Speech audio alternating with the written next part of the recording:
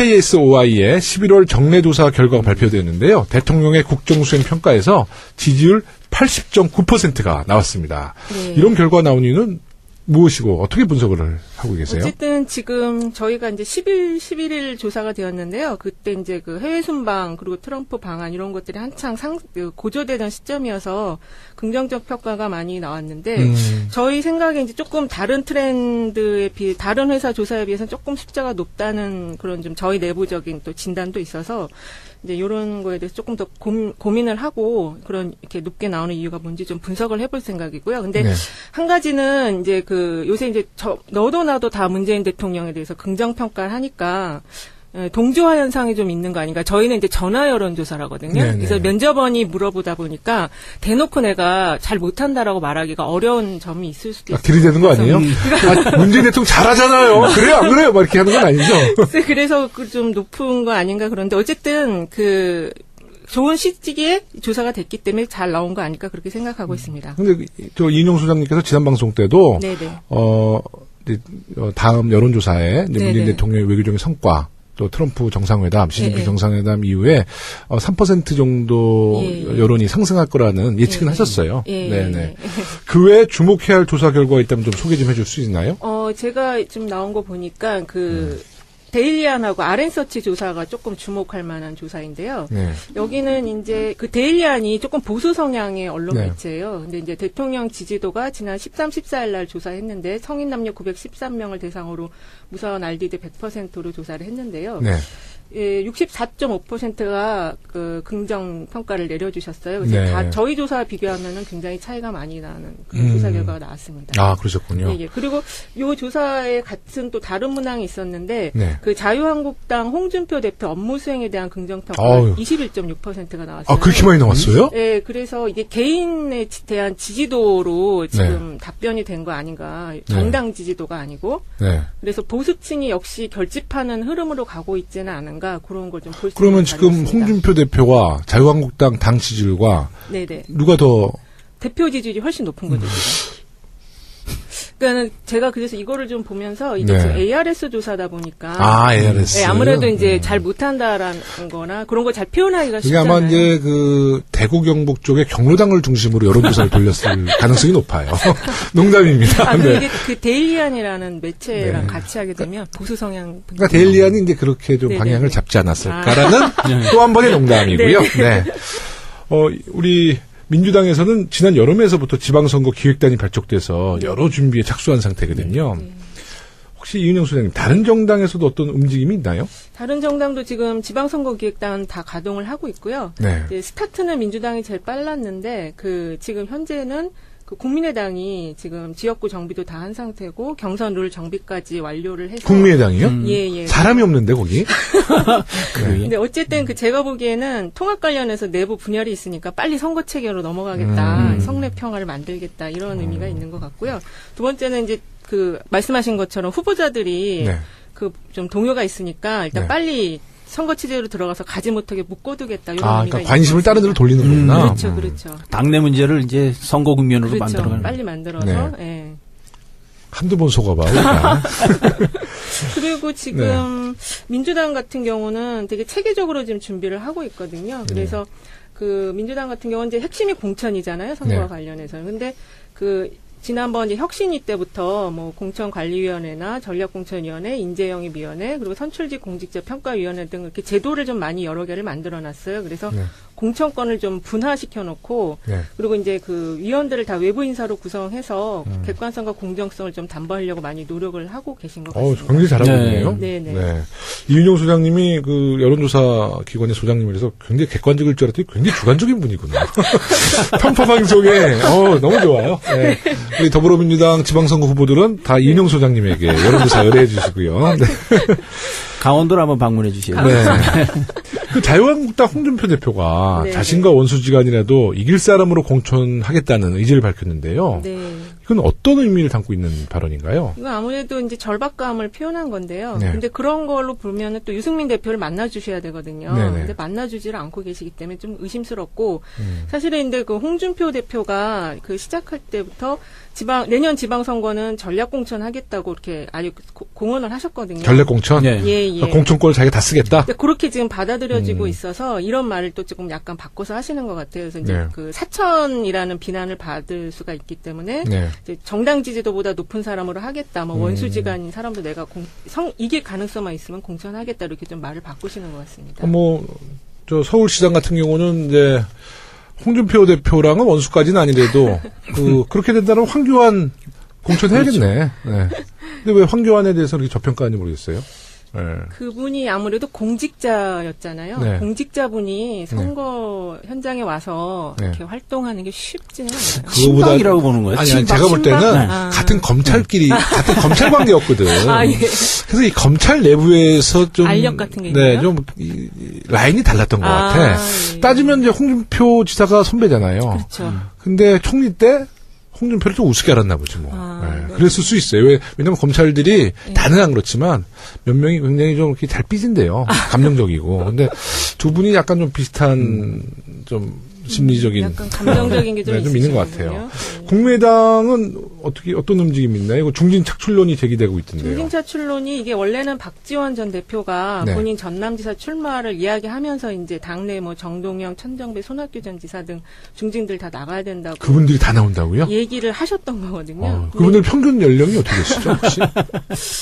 70대는 아직 안 되시지 않을까요? 네.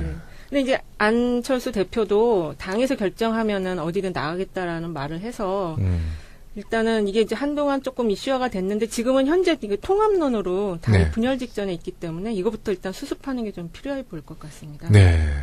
그럼 이제 마지막은 아니지만 우리 바른정당도 한번 저희가 이야기를 한번 해보죠. 바른정당이 이제 지방선거와 함께 존재감이 완전히 없어질 수도 있고, 예. 바로 좀 다시 조금 살아날 수 있는데 마지막 기회잖아요, 지방선거가. 그렇죠. 어떤 전략이 예상되나요? 여기는 어쨌든 통합을 이뤄내고 새 인물을 영입해서 승리하는 것밖에 길이 그러니까 없는 통합이 자유한국당과 통합이세요? 아니면 국민의당과 통합? 이게 지금 헷갈리는 부분이에요. 그러니까 지금 조장님도 헷갈려? 저도 헷갈리고 한참 지금 저도 보고 왔는데 유승민 대표 얘기는 중도 보수 통합론이라고 그래서 자유한국당을 포함한 포함론인데 그 또 행동하시는 걸 보면 그게 아닌 것 같거든요. 그래서 여기가 조금 애매모호해서 이게 조금 애매합니다, 진짜로. 바른정당이 조금 바르지가 않네. 네. 근데 사실은 이제 국민분들 중에서는 바른정당이 좀 잘 커서 합리적인 보수 세력으로 좀 커지길 바라는 흐름도 있어요. 근데 그거에 좀 기대에 부응을 못하는 거 아닐까. 박수 치는 사람은 있는데. 바른정당이 합리적인 보수정당이 되면 자유한국당은 이제 역사 속에 사라지는 거를 보는 거죠, 국민들은.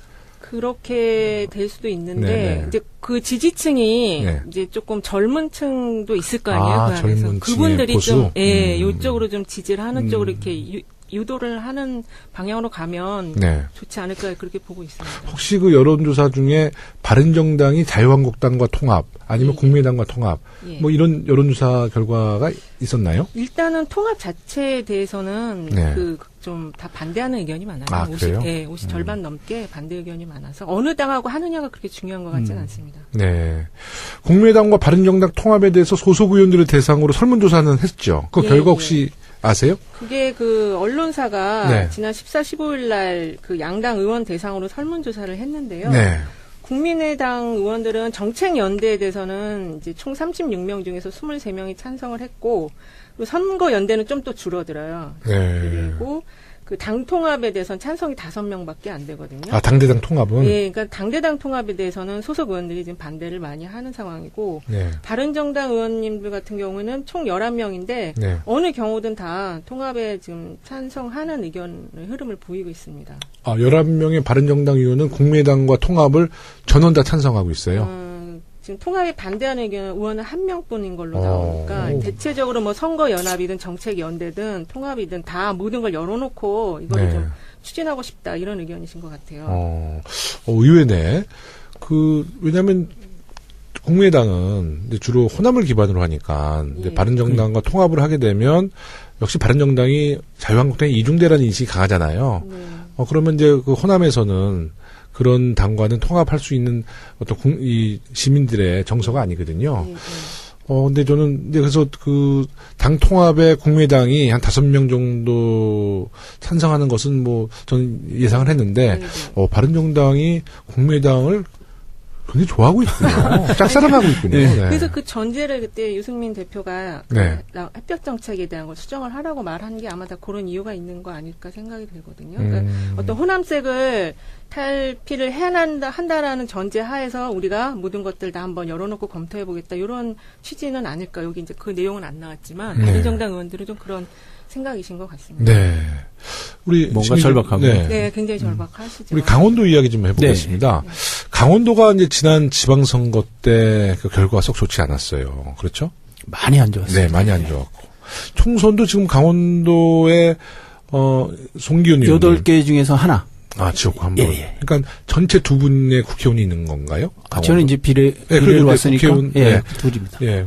저는 신기준 의원님은 강원도 지역구 국회의원으로 저는 생각하고 있습니다. 네. 강원도 같은 경우는 도지사를 제외하고 대부분의 지자체장이 다 야당 소속. 네. 18개 중에서 한 분만 저희 당이고 다 이제 자유한국당. 네. 이제 문재인 정부가 지금 국민들한테 많은 지지를 받고 있는데 최근에도 그런 강원도가 그 구여당, 다시 말해서 전 야당의 지지층들이 아직도 이렇게 많이 있나요? 많이 있습니다. 아직도? 네, 많이 있습니다. 그래서 이제 우리가 지난 대선의 결과를 봐도 저희가 이제 70년 만에 사실 처음으로 대선에서 승리를 했어요. 네. 4%. 결과는 이겼죠. 4%. 4%. 36대 40. 4% 이겼습니다. 그리고 요즘 이제 저희 당이 고공행진을 하고 있잖아요. 지지율이 사실 이제 50% 가까이 왔다 갔다 하는데 강원도 같은 경우는 이제 저희 평균에서 한 10% 정도 빠져요. 10%에서 10 좀 더 빠지고 그러면 40 정도 40% 그러면 자유한국당 같은 경우는 저기 평균에서 한 10% 정도 높게 나오죠. 그러니까 이게 10% 내외에서 계속 이 지지율 자체가 지금 이제 간다고 봐야 되죠. 이제 강원도가 이제 이렇게 지난 70년 동안은 이렇게 해온 거예요. 사실은 이게 이제 어떤 한 정파, 한 정당, 이 보수 이쪽에 그러다 보니까 이제 도민들은 도민들대로 대접을 못 받고 그리고 또 선출직에 선출된 사람들은 주민들에게 크게 신경 쓰지 않고 그냥 우에서 공천만 받으면 되니까 그냥 우에 신경만 쓰는 것이고 그러다 보니까 이번 강원랜드 사태 같은 경우 취업 비리 이런 부분들이 비일비재하게 이 사람들은 아무것도 아닌 것처럼 이렇게 하는 거죠. 이게 이제 결국은 이제 도민들 손해고 국가적으로 또 이제 이런 부분들이 굉장히 좀 낭패인데 그래서 이런 부분들을 이제 저희 목표가 어쨌든 다음 지선에서 강원도 정치를 정상화시키는 게 목표입니다. 그래서 여야 그리고 보수 진보 이렇게 균형을 이루는 것. 그래서 지금 17대 1인 이 단체장서부터 지방의회는 한 80대 20 정도 되거든요. 이 부분을 5대5 정도로 이번에 내년에 반드시 맞춰야 되겠다. 그래서 5대5 목표를 설정해서 지금 열심히 뛰고 있습니다. 네. 지금 강원도가 우리 심 의원님 말씀처럼 지금 현 야당의 텃밭이 된 이유를 좀 통계적으로 분석할 수 있나요? 그러니까는 제가 볼 땐 지금 바탕은 지금 36대 40이라고 말씀을 해주셨잖아요. 엇비슷하게 이렇게 좀 구성이 되어 있는 거거든요. 근데 이광재 지사님 하실 때 그때 굉장히 강원도민들의 민주당 지지가 상당히 이렇게 크게 상승을 했었어요. 그러니까 이쪽에 제가 볼 때는 강원도 같은 경우 좀 지역 발전에 대한 그런 요구가 굉장히 높으신 것 같아서 그런 것들이 좀 이루어질 것 같은 쪽으로 힘을 좀 모아주는 그런 흐름이 있는 거 아닌가 그런 생각이 들거든요. 강원도는 어쨌든 이 최접경 지역, 그렇죠. 이 안보에 대한 부분이 굉장히 선거 때마다 이슈가 되고 굉장히 크게 좌우를 해요. 근데 이제 이 아이러니한 것은 뭐냐면 저희처럼 이 남북 간의 이 평화와 교류 이렇게 해서 저희가 남북이 서로 교류를 하고 할 때는 강원도의 접경 지역들이 금강산 관광도 하고 그러면서 굉장히 경제가 활성화되고 자신들의 땅값도 올라가고 관광객도 많이 오고 이래서 경제적으로도 굉장히 좋아졌는데 이게 이제 그 긴장 관계가 되고 저쪽에 이제 보수 쪽에서 정권을 잡아서 긴장 관계를 조성하고 서로 대립적인 관계가 되면 금강산 관광도 끊어져서 이게 우리가 월 38억 정도 고성해서 계속 이 손해를 보고 있어요. 네. 그래 지금까지 한 3천억 정도 지역 경제가 손해를 보고 두 집 건너 한 집이 거의 빈 집이에요. 지금 네. 가게들이. 그런가요? 그런데도 이 표는 이 보수 쪽으로 가요. 이게 굉장히 이게 아이러니한 거야 이게. 예? 그래서 이런 부분들에 대한 홍보나 이런 부분들을 저희가 집중적으로 좀 많이 하는데 네. 그래서 이번 대선에서는 저희가 이제 철원, 하천, 양구, 인제 이쪽 부분들이 이제 접경 아주 그 DMZ 접경 아니에요? 네. 여기를 문재인 우리 대통령께서 다 이겼어요. 그래서 이제 좀 변화가 이게 지금 좀 많이 일어났죠 이번에. 네. 그 이인용 선생님 내년 네네. 지방선거 강원도 표심에 대한 여론조사 결과는 어떤가요? 네, 아직은 나온 게 없더라고요. 찾아보니까. 그래서 네. 강원도는 아직 선거보다는 그 평창 동계올림픽 이슈가 더 큰 상황인 거 아닌가 그렇게 보여지고요. 한 네. 가지 좀 선거와 관련해서 좀 연관성 있는 거 내용을 보면은 그 무상급식을 이제 전면적으로 시행한다고 제가 저희 고등학교까지 다 합니다. 강원도는. 고등학교까지 네. 고교 무상급식 시행한다고 그래서 이게 이제 40대 그 주부층이라든지 이쪽에 좀 영향을 주지 않을까, 긍정적 영향을 주지 않을까, 좀 그렇게 보여집니다. 네. 강원도의 민심을 잡기 위해서 우리 더불어민주당이 해결해야 할 현안. 네. 아까 이인용 소장님 말씀하셨더니 이광재 지사, 이제 아까 말씀하셨잖아요. 일단은 젊음을 원하시네. 좀 역동력 있고, 좀 젊은 지도자. 네네. 뭐 이런 분들 좀 원하는 것 같고, 또 이제 지역 발전을 할 수 있는 적임자. 그러려면 우리가 당에서 정책을 우리가 잘 맞습니다. 제시해야 되는데, 어떻게 해야 됩니까? 우리 더불어민주당. 네. 이번 선거는 그 동계올림픽의 이제 성공과 함께 이 동계올림픽 이후 네. 강원도의 먹거리, 네. 강원도의 비전이 뭐냐 네. 이것이 굉장히 좌우를 할 거예요. 네. 지금 강원도 입장에서 봐서는 그러기 위해서는 지금 우리가 이제 동계올림픽이 이제 13개의 경기장이 있습니다. 네. 네네. 이 시설들하고 해서. 네네. 근데 이제 이 부분이 지금 사후 활용 문제가 굉장히 지금 현안으로 대두가 돼 있어요. 그래서 이것을 잘 못하게 되면 강원도가 계속적으로 그 운영비라든가 네, 그 유지비. 거기에 소요되는 네. 유지 비용 자체가 지금 다 계산을 하면 거의 100억 가까이 이제 계속 이제 그 들어가게 되는데 그래서 이 부분에 대한 그 사후 활용 문제를 빨리 해결을 해야 되고 네. 그리고 나서 이 올림픽을 계기로 해서 높아진 이 강원도의 브랜드 가치라든가 이런 부분을 어떻게 관광과 네. 또 이 산업과 연결을 시킬 것이냐. 그래서 새로운 부가가치를 창출할 수 있는 이러한 부분의 그 비전을 반드시 만들어내야 됩니다. 그래서 지금 저희가 그 물론 도와 또 네. 우리가 연구원과 함께 해가지고 도당 차원에서도 지금 그 부분에 대해서 집중적으로 지금 정책을 해내기 위해서 지금 연구 정책을 개발해내고 있습니다. 그래서 아마 저희가 좀 깜짝 놀랄 강원도의 미래를 지금 설계해내려고 그렇게 하고 브랜드 있습니다. 비전이 있으신가요? 예, 그렇습니다. 예, 예. 일단 강원도의 승리가 예. 더불어민주당의 승리며 문재인 정부의 승리다. 그렇습니다.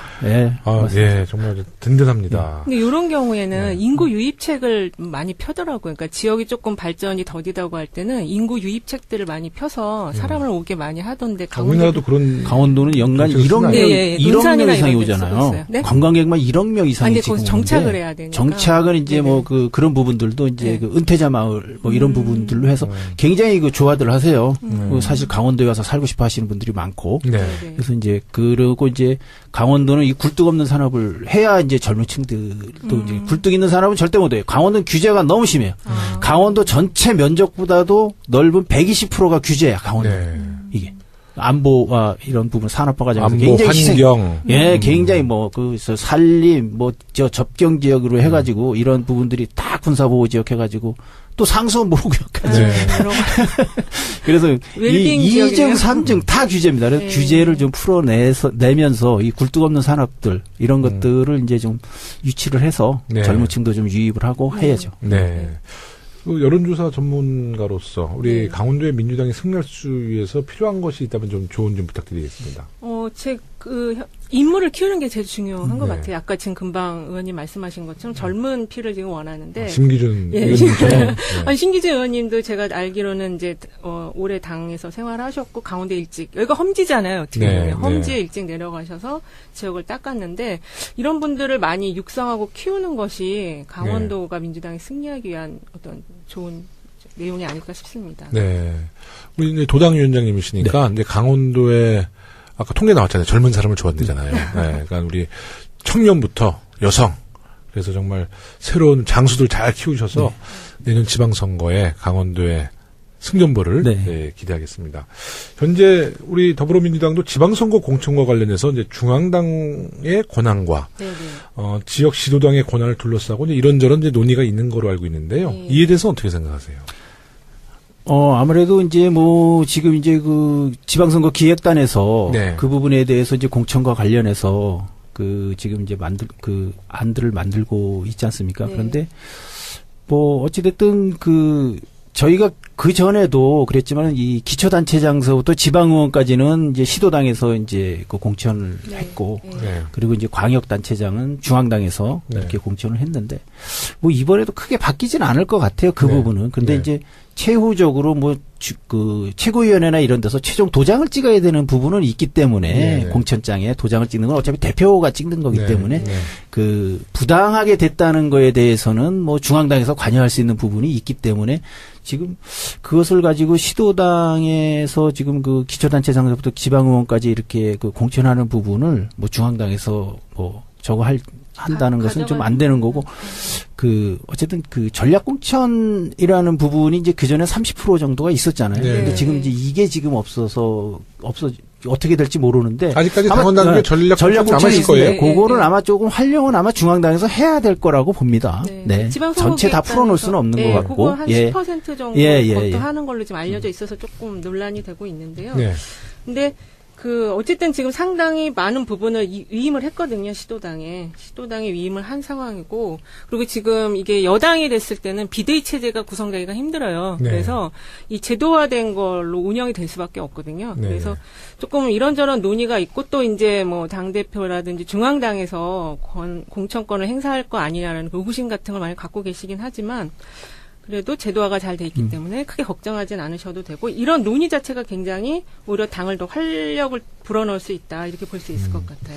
근데 저는 공천권은 아직도 그 권위적인 냄새 나서 실제로 저희가 공천권을 얘기하지만 공천의 과정은 주로 당원들과 권리당원과 시민들이 지금 선출하는 경우가 많잖아요. 그러니까 정말 지도부의 공천권이라는 것은 약간 전략공천. 그냥 어떤 인재 영입해서 내려 꽂는. 근데 그것도 뭐 험지의 전략공천 필요하죠. 근데 전 전략공천도 최소화시켜야 된다. 최소화시켜야죠. 그 지역의 활동가들 또 당에 뿌리가 있는 분들이 열심히 활동한 분들은 기회를 줘야 된다 봐요. 또 지역에 좀 뿌리를 내린 분들이 또 지역 사정하고 지역에 애정이 있는 거잖아요. 심기준 위원장님 어떻게 생각하세요? 저는 전략공천 많이 할 것 같아요. 전략공천 전혀 없어요. 저희는 잘하셨어요. 이 강원도가 저희가 이제 지난 대선서부터 거치면서 좀 영입 작업을 좀 많이 했습니다. 지금 6차에 걸친 이제 영입 뭐 환영식도 하고 그러고 있는데 이게 참 자존심 상한 게 그동안에 제가 강원도에 내려가서 선거를 여러 번 치르면서 본 게 이 지방선거 이런 걸 하면 선거구가 많지 않습니까? 뭐 기초의원 선거구까지 얼마나 많아요. 근데 저희가 이 공천자 신청을 받고 이제 언론이 이제 어떤 사람들이 냈다 이걸 하잖아요. 그럼 늘 저희는 이 신문 반면을 못 채워. 사람이 없어서요? 없어서. 보면 선거구가 벼 있는 데가 훤한 데가 이렇게 많죠. 근데 저쪽은 한 페이지를 한 면을 다 채우고 뒤로 넘어가. 이 정도였거든요. 근데 이제 이번에 이제 보시면 알겠지만은 저희도 이 단체장이나 이런 부분에서 유일하게 이번에 경선은 아마 전 지역에서 이루어질 수 있는 상황까지도 지금 이렇게 그런가요? 지금 저희들이 강원도민들 시민들의 눈높이에 좀 맞추는 그런 분들을 좀 많이 영입을 했습니다. 정말 참 잘하셨어요. 왜냐면 6차 영입을 했잖아. 벌써 선거 1년, 2년 전에. 그래서 그분들을 각 지역구에 일단 투입시켜서 계속 트레이닝 시키는 거예요. 그건 전략공천이 아니거든요. 그렇죠. 인재 영입을 그 지역에 맞춰서 계속 트레이닝 시켜서 훈련시켜서 내보낸다. 굉장히 전략적이십니다. 다시 보이는데. 며칠 전에 권성택 대전시장이 대법원 최종심에서 유죄를 받으면서 시장직을 상실했어요. 개인적으로는 상당히 아쉬운 재판 결과였지만, 그 권 시장의 시장직 상실이 이제 대전과 충청권의 지방선거에 영향을 미칠 거로 저는 좀 보는데요. 아무래도 미치겠죠, 이거. 네. 현직 시장이 지금 이제 중도에 상실을 한 거기 때문에 네. 영향을 미칠 수밖에 없는데 지금 전체적으로 보면은 그 예선이 굉장히 치열하게 전개될 지역이 여기 지금 충청도 지역이거든요. 특히 이제 대전도 그렇고 충남도 그런데 어쨌든 여기는 이제 그 충남부지사인 안희정 지사가 삼선은 불출마하는 쪽으로 많이 기울었다는 이야기들이 나와서 네. 포스트 안희정이 굉장히 중요한데 네. 이 지금 또 예비군들이 지금 대전시장 같은 경우 이제 같은 권역이다 보니까 영향을 서로 주고받을 수밖에 없는데 대전시장 지금 후보가 벌써 한 10명 정도 거론이 되고 있다고 그래요. 그래서 이 예비 선거를 잘 치르는 게 좀 더 굉장히 중요하지 않을까 그렇게 생각이 됩니다. 네. 안희정 지사가 아직 이제 본인 입으로는 불출마 이야기를 아직은 안 했죠. 예, 예. 근데 이제 뭐 보궐선거에 나올 거다 뭐 이런 예. 얘기도 있고 예. 뭐 하여튼 분명히 좀 변화는 있을 것 같은데 네. 안희정 지사가 워낙 그 지자체 우리 충남 도지사로서 네네. 굉장히 많은 역할도 하시고 성과도 내서 아마 다른 우리 후보가 나오더라도 네. 그 안희정 지사처럼 평가를 받는 또 좋은 일을 잘할 수 있고 능력 있는 분이 분명히 나와서 이제 당선될 거라 보고요. 이제 시간이 또 벌써 50분이 흘렀네요. 벌써 50분이 네. 지났어요? 아유, 네. 이렇게 금방 갈 수가 있을까요? 네. 우리 심기준 의원님께서 이 다른 팟캐스트는 나오셨었죠? 진짜가 나타났다. 어유 아. 중앙당이 하는 거? 네. 예. 네, 우리 서울시당보다 못하잖아요. 그런 것 같습니다. 지금 없어졌습니다. 없어졌어요? 네. 하여튼 팟캐스트 참 잘하시네요. 네, 아니. 네, 그리고 굉장히 편하게 해주시는데. 준비도 많이 오신 것 같아요. 예. 그리고 아직 올림픽 얘기하니까 네, 무슨 네. 컴퓨터 같아 쫙 해서 네. 정말 준비된 예. 올림픽 홍보대사다 이런 생각이 드는데요. 우리 신민진 위원장님, 우리 청취자 여러분들께 네. 이게 서울시당 팟캐스트지만 네. 전국 또 해외 교포들도 많이 들어요. 네. 네. 한 말씀 해주시죠. 네. 전국의 우리 그 해외 동포 서당계, 여러분까지. 서당계, 네, 그 애청자 여러분, 네, 심기준 의원입니다. 서울에 오니까 좀 쫄았는데요. 제가 그 강원도에 가면 참 강원도의 힘 이렇게 좀 불리고 제가 강원도 사랑꾼 이렇게 좀 많이 좀 불리고 있습니다. 전국의 애청자 여러분, 이제 정말 85일 남은 평창 동계올림픽 이거 꼭 성공시켜야 됩니다, 여러분. 우리 대한민국이 새롭게 다시 한번 그 도약하는 그러한 계기가 될 평창 동계올림픽에 여러분들을 꼭 초대합니다. 여러분, 평창 동계올림픽 많은 관심과 애정 가져주시고 꼭 지원해 주시기를 부탁드리겠습니다. 네, 감사합니다. 감사합니다. 네. 네, 우리 이윤용 수장님이랑 저랑 나오면 제가 이렇게 굉장히 좀 업이 되는 것 같아요. 저랑 방송이 잘 맞는 분이에요. 그런가요? 네. 매번 좀 나오셨으면 좋겠어요. 왜냐하면 우리 정치인들이 막 얘기하다가 이윤용 수장님이 이제 딱 통계를 갖고 쭉 얘기하면 뭔가 이게 좀 진실 같고 네, 뭐 희망적이에요. 네. 이윤용 수장님. 네네. 한번 오늘 연속 2번 이렇게 나오신 분이 또 굉장히 이례적이에요. 아, 네. 그런가요? 네. 어쨌든 불러주셔서 감사하고요. 지난 방송 2부가 네네. 1부보다 높았으니까 이번 방송은 더 그럴 거예요. 굉장히 부담이 많이 돼요. 부담 되라고 말씀드려요. 이거 한 번 더 풀어야 될 것 같은데. 네, 하나 풀어주세요. 네. 이번에 이제 이번 자료, 이번 2부 준비하면서 네. 그 바른정당하고 국민의당에서 또 생각을 많이 해보게 됐거든요. 네. 도대체 저 두 정당이 어떻게 되려고 저렇게 헤매고 있나. 그렇게 보기에는 제가 굉장히 헤매고 있는 것처럼 보이는데 그 이유를 좀 생각을 해봤는데 사실은 지난 대선 때 그 후보였던 분들이 각 당의 대표로 이렇게 자리매김하는 케이스가 별로 없었던 것 같아요. 그러니까 보통은 이제 대선 후보였던 분들이 지고 나면은 뭐 외유를 가서 좀 더 성찰을 한다든지 또는 자기 정당이 앞으로 이제 어떻게 미래 비전을 만들어 나갈 것인가를 연구를 하고 이런 모습을 보이는데 지금 지난번 대선 때 다 졌던 분들이 당대표가 되어서 당을 이끌다 보니까 이게 지금 뭔가 우리나라의 에너지를 지금 긍정적으로 모아가야 될 상황인데 그게 좀 잘 안 되고 있는 것 같거든요. 근데 네.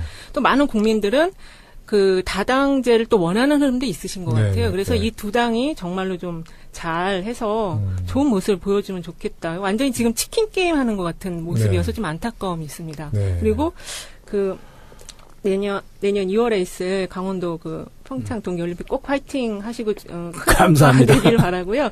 아까 그 문체부 조사 결과에 보니까 젊은층들이 그 이번에 그거 동계올림픽에서 가장 관심 가는 선수 뽑은 그 내용이 있었거든요. 네. 누구일 것 같으세요?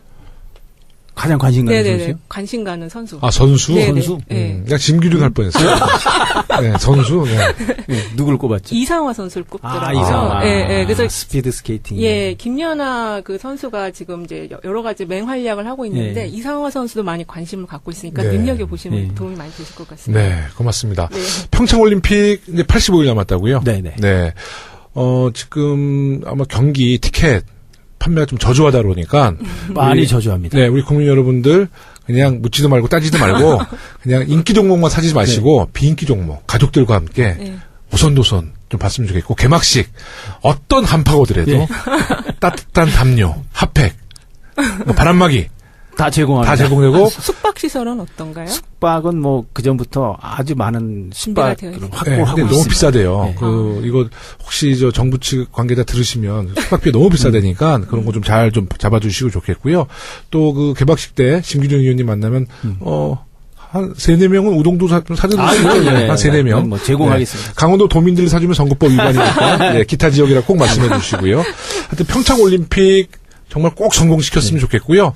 이 성공은 우리 대한민국 국민이 하나 될 때 꼭 성공시킬 거라 봅니다. 네, 모든 다 통합에 지금 찬성하는 의견의 흐름을 보이고 있습니다. 11명의 바른정당 의원은 국민의당과 통합을 전원 다 찬성하고 있어요. 지금 통합에 반대하는 의원은 한 명뿐인 걸로 나오니까 대체적으로 뭐 선거연합이든 정책연대든 통합이든 다 모든 걸 열어놓고 이걸 네. 좀 추진하고 싶다 이런 의견이신 것 같아요. 의외네. 왜냐면, 국민의당은 이제 주로 호남을 기반으로 하니까, 이제 예. 바른정당과 통합을 하게 되면, 역시 바른정당이 자유한국당의 이중대라는 인식이 강하잖아요. 네. 그러면 이제 그 호남에서는 그런 당과는 통합할 수 있는 어떤 이 시민들의 정서가 아니거든요. 네, 네. 근데 저는 이제 그래서 그 당 통합에 국민의당이 한 5명 정도 찬성하는 것은 뭐 저는 예상을 했는데, 네. 바른정당이 국민의당을 굉장히 좋아하고 있군요. 짝사랑하고 있군요. 네. 네. 그래서 그 전제를 그때 유승민 대표가 네. 햇볕 정책에 대한 걸 수정을 하라고 말한 게 아마 다 그런 이유가 있는 거 아닐까 생각이 들거든요. 그러니까 어떤 호남색을 탈피를 해야 한다라는 전제 하에서 우리가 모든 것들 다 한번 열어놓고 검토해보겠다 이런 취지는 아닐까. 여기 이제 그 내용은 안 나왔지만 네. 바른정당 의원들은 좀 그런 생각이신 것 같습니다. 네. 우리 뭔가 절박하고. 네, 굉장히 절박하시죠. 우리 강원도 이야기 좀 해보겠습니다. 네. 강원도가 이제 지난 지방선거 때 그 결과가 썩 좋지 않았어요. 그렇죠? 많이 안 좋았어요. 네, 많이 안 좋았고. 총선도 지금 강원도에, 송기훈 의원님. 8개 중에서 하나.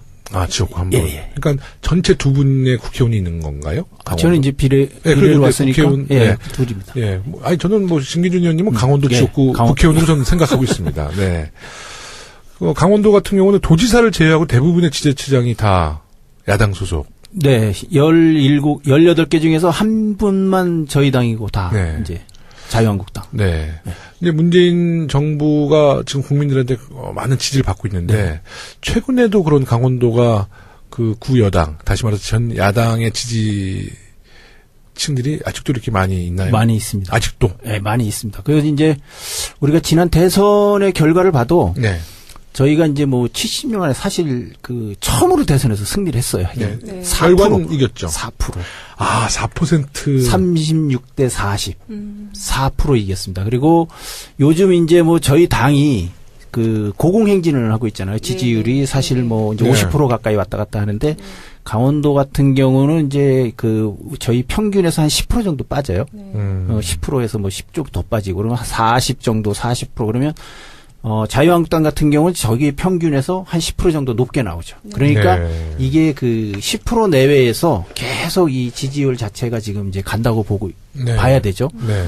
이제 강원도가 이제 이렇게 지난 70년 동안은 이렇게 해온 거예요. 지금 지방선거기획단 다 가동을 하고 있고요. 네. 이제 스타트는 민주당이 제일 빨랐는데 지금 현재는 그 국민의당이 지금 지역구 정비도 다 한 상태고 경선 룰 정비까지 완료를 해서 국민의당이요? 예. 사람이 없는데 거기. 근데 어쨌든 그 제가 보기에는 통합 관련해서 내부 분열이 있으니까 빨리 선거 체계로 넘어가겠다, 성내 평화를 만들겠다 이런 의미가 있는 것 같고요. 두 번째는 이제 그 말씀하신 것처럼 후보자들이 네. 그 좀 동요가 있으니까 일단 네. 빨리 선거 체제로 들어가서 가지 못하게 묶어두겠다 이런 아, 의미가 그러니까 관심을 있는 것 다른 데로 같습니다. 돌리는 거구나. 그렇죠. 당내 문제를 이제 선거 국면으로 그렇죠. 만들어가는. 빨리 만들어서. 네. 예. 한두 번 속아봐. 우리가. 그리고 지금 민주당 같은 경우는 되게 체계적으로 지금 준비를 하고 있거든요. 그래서 그 민주당 같은 경우는 이제 핵심이 공천이잖아요. 선거와 네. 관련해서. 근데 그 지난번 이제 혁신위 때부터 뭐 공천관리위원회나 전략공천위원회, 인재영입위원회, 그리고 선출직 공직자 평가위원회 등 이렇게 제도를 좀 많이 여러 개를 만들어놨어요. 그래서 네. 공천권을 좀 분화시켜놓고 네. 그리고 이제 그 위원들을 다 외부 인사로 구성해서 객관성과 공정성을 좀 담보하려고 많이 노력을 하고 계신 것 같습니다. 굉장히 잘하고 네. 있네요. 네네. 이윤용 소장님이 그 여론조사 기관의 소장님이라서 굉장히 객관적일 줄 알았더니 굉장히 주관적인 분이구나. 편파방송에 너무 좋아요. 네. 우리 더불어민주당 지방선거 후보들은 다 이윤용 소장님에게 여론조사 의뢰해 주시고요. 네. 강원도를 한번 방문해 주시요. 네. 그 자유한국당 홍준표 대표가 네. 자신과 원수지간이라도 이길 사람으로 공천하겠다는 의지를 밝혔는데요. 네. 이건 어떤 의미를 담고 있는 발언인가요? 이건 아무래도 이제 절박감을 표현한 건데요. 네. 근데 그런 걸로 보면은 또 유승민 대표를 만나주셔야 되거든요. 네네. 근데 만나주지를 않고 계시기 때문에 좀 의심스럽고, 사실은 근데 그 홍준표 대표가 그 시작할 때부터 내년 지방선거는 전략공천 하겠다고 이렇게 아주 공언을 하셨거든요. 전략공천? 네. 예. 공천권을 자기가 다 쓰겠다? 근데 그렇게 지금 받아들여지고 있어서 이런 말을 또 조금 약간 바꿔서 하시는 것 같아요. 그래서 이제 네. 그 사천이라는 비난을 받을 수가 있기 때문에 네. 이제 정당 지지도보다 높은 사람으로 하겠다. 뭐 원수지간인 사람도 내가 이길 가능성만 있으면 공천하겠다. 이렇게 좀 말을 바꾸시는 것 같습니다. 저 서울시장 같은 경우는 이제 홍준표 대표랑은 원수까지는 아니래도 그렇게 된다면 황교안 공천해야겠네. 네. 근데 왜 황교안에 대해서 그렇게 저평가하는지 모르겠어요. 네. 그분이 아무래도 공직자였잖아요. 네. 공직자분이 선거 현장에 와서 네. 이렇게 활동하는 게 쉽지는 않아요. 친박이라고 보는 거예요. 아니, 친박. 제가 볼 때는 친박? 같은 검찰끼리 같은 검찰 관계였거든. 아, 예. 그래서 이 검찰 내부에서 좀 알력 같은 게 네, 있나요? 좀 라인이 달랐던 것 같아. 예. 따지면 이제 홍준표 지사가 선배잖아요. 그렇죠. 근데 총리 때 홍준표를 좀 우습게 알았나 보지 뭐. 네. 그랬을 수 있어요. 왜냐면 검찰들이 다는 안 그렇지만 몇 명이 굉장히 좀 이렇게 잘 삐진대요. 감정적이고. 근데 두 분이 약간 좀 비슷한 좀 심리적인 약간 감정적인 게 좀 네, 좀 있는 것 같아요. 네. 국민의당은 어떤 움직임이 있나요? 이거 중진 착출론이 제기되고 있던데요. 중진차출론이 이게 원래는 박지원 전 대표가 네. 본인 전남지사 출마를 이야기하면서 이제 당내 뭐 정동영, 천정배, 손학규 전 지사 등 중진들 다 나가야 된다고 그분들이 다 나온다고요? 얘기를 하셨던 거거든요. 그분들 평균 연령이 어떻게 되시죠, 혹시? 70대는 아직 안 되시지 않을까요? 네.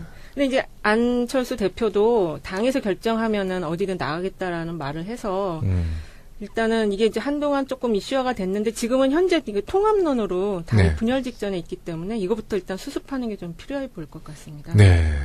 그럼 이제 마지막은 아니지만 이제 우리 바른정당도 한번 저희가 이야기를 한번 해보죠.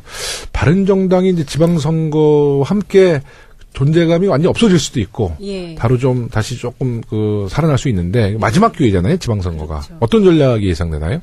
여기는 어쨌든 통합을 이뤄내고 새 인물을 영입해서 승리하는 것밖에 길이 그러니까 없는 통합이 자유한국당과 통합이세요? 아니면 국민의당과 통합? 이게 지금 헷갈리는 부분이에요. 그러니까 지금 조장님도 헷갈려? 저도 헷갈리는 부분이 한참 지금 저도 보고 왔는데 유승민 대표 얘기는 중도 보수 통합론이라고 그래서 자유한국당을 포함한 포함론인데 그 또 행동하시는 걸 보면 그게 아닌 것 같거든요. 그래서 여기가 조금 애매모호해서 이게 조금 애매합니다, 진짜로. 바른정당이 조금 바르지가 않네. 네. 근데 사실은 이제 국민분들 중에서는 바른정당이 좀 잘 커서 합리적인 보수 세력으로 좀 커지길 바라는 흐름도 있어요.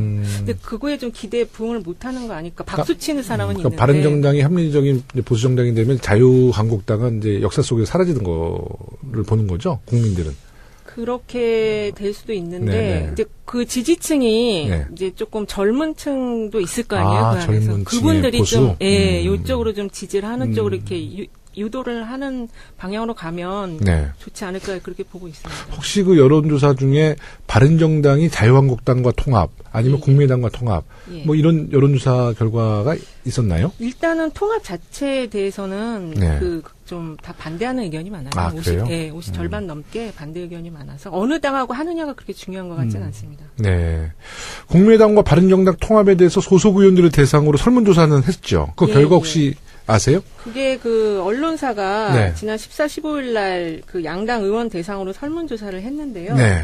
국민의당 의원들은 정책연대에 대해서는 이제 총 36명 중에서 23명이 찬성을 했고, 그리고 선거연대는 좀 또 줄어들어요. 네. 그리고 그 당 통합에 대해서는 찬성이 5명밖에 안 되거든요. 아, 당대당 통합은? 예, 그러니까 당대당 통합에 대해서는 소속 의원들이 지금 반대를 많이 하는 상황이고, 네. 바른정당 의원님들 같은 경우는 총 11명인데, 네. 어느 경우 사실은 이게 네. 이제 그 어떤 한 정파, 한 정당, 이 보수 이쪽에 그러다 보니까 이제 그 도민들은 도민들대로 대접을 못 받고 네. 그리고 또 이 그 선출직에 선출된 사람들은 주민들에게 뭐 크게 신경 쓰지 않고 그냥 우에서 공천만 받으면 되니까 그냥 우에 신경만 쓰는 것이고 그러다 보니까 이번 강원랜드 사태 같은 경우 그 취업 네. 그럼요. 또 비리 네. 이런 부분들이 비일비재하게 이 사람들은 아무것도 아닌 것처럼 이렇게 하는 거죠.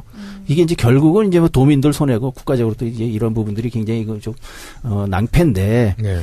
그래서 이런 부분들을 이제 그 저희 목표가 어쨌든 그 다음 지선에서 강원도 정치를 정상화시키는 게 목표입니다. 그래서 네.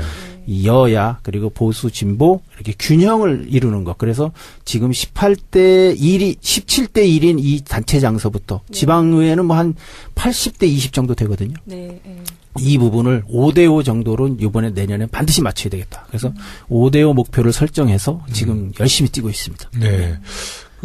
지금 강원도가 우리 심 의원님 말씀처럼 지금 전 야당의 텃밭이 된 이유를 좀 통계적으로 분석할 수 있나요? 그게, 그러니까는 제가 볼 땐 지금 바탕은 지금 36대 40이라고 말씀을 해주셨잖아요. 엇비슷하게 이렇게 좀 구성이 되어 있는 거거든요. 근데 이광재 지사님 하실 때 그때 굉장히 그 강원도민들의 민주당 지지가 상당히 이렇게 크게 상승을 했었어요. 그러니까 이쪽에 제가 볼 때는 강원도 같은 경우 좀 지역 발전에 대한 그런 그 요구가 굉장히 높으신 것 같아서 그런 것들이 좀 이루어질 것 같은 쪽으로 힘을 좀 모아주는 그런 흐름이 있는 거 아닌가 그런 생각이 들거든요. 네. 강원도는 어쨌든 그 이 최접경 지역, 그렇죠. 이 안보에 대한 부분이 굉장히 그 선거 때마다 이슈가 되고 이 굉장히 크게 좌우를 해요. 근데 이제 이 아이러니한 것은 뭐냐면. 저희처럼 이 남북 간의 이 평화와 교류 이렇게 해서 그 저희가 그 남북이 서로 교류를 하고 할 때는 강원도의 그 접경 지역들이 네. 금강산 관광도 하고 그럼요. 그러면서 굉장히 경제가 활성화되고 자신들의 그 땅값도 올라가고 관광객도 많이 오고 이래서 경제적으로도 굉장히 좋아졌는데 이게 이제 그 긴장 관계가 되고 저쪽에 이제 보수 쪽에서 정권을 잡아서 긴장 관계를 조성하고 서로 대립적인 관계가 되면 금강산 관광도 끊어져서 이게 우리가 월 38억 정도 고성해서 계속 이 손해를 보고 있어요.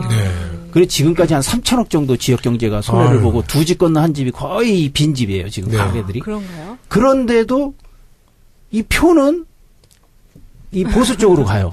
이게 굉장히 이게 아이러니한 거야 이게. 예?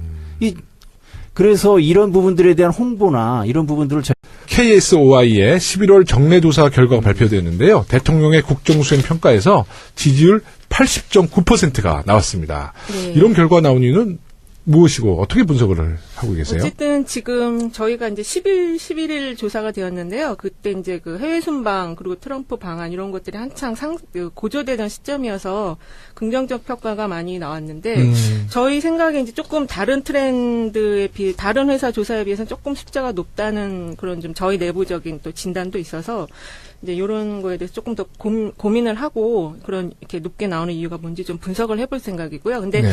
한 가지는 이제 그 요새 이제 너도 나도 다 문재인 대통령에 대해서 긍정 평가를 하니까 동조화 현상이 좀 있는 거 아닌가. 저희는 이제 전화 여론조사라거든요. 네네. 그래서 면접원이 물어보다 보니까 대놓고 내가 잘 못한다라고 말하기가 어려운 점이 있을 수도 있어요. 들이대는 거 아니에요?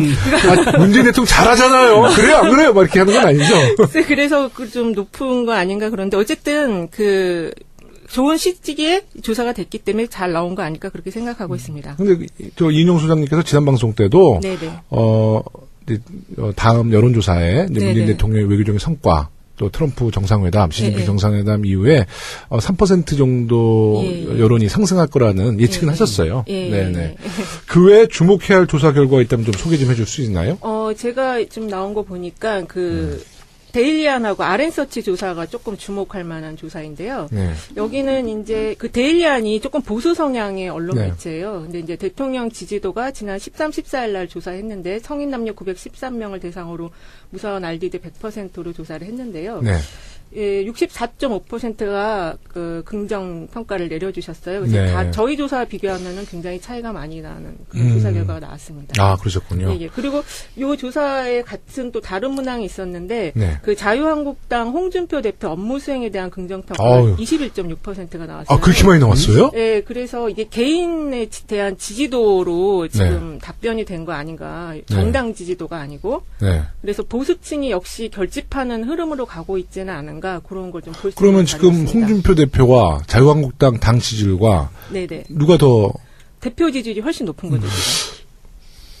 그러니까는 제가 그래서 이거를 좀 보면서 이게 네. 지금 ARS 조사다 보니까 ARS. 네, 아무래도 이제 잘 못한다라는 거나 그런 걸 잘 표현하기가 이게 쉽잖아요. 아마 이제 대구 경북 쪽에 경로당을 중심으로 여론조사를 돌렸을 가능성이 높아요. 농담입니다. 그리고 네. 이게 데일리안이라는 매체랑 네. 같이 하게 되면 보수 성향. 그러니까 데일리안이 이제 그렇게 좀 네네. 방향을 잡지 않았을까라는 또 한 번의 농담이고요. 네. 우리 민주당에서는 지난 여름에서부터 지방선거 기획단이 발족돼서 여러 준비에 착수한 상태거든요. 혹시 이은영 소장님 다른 정당에서도 어떤 움직임이 있나요? 다른 정당도 지금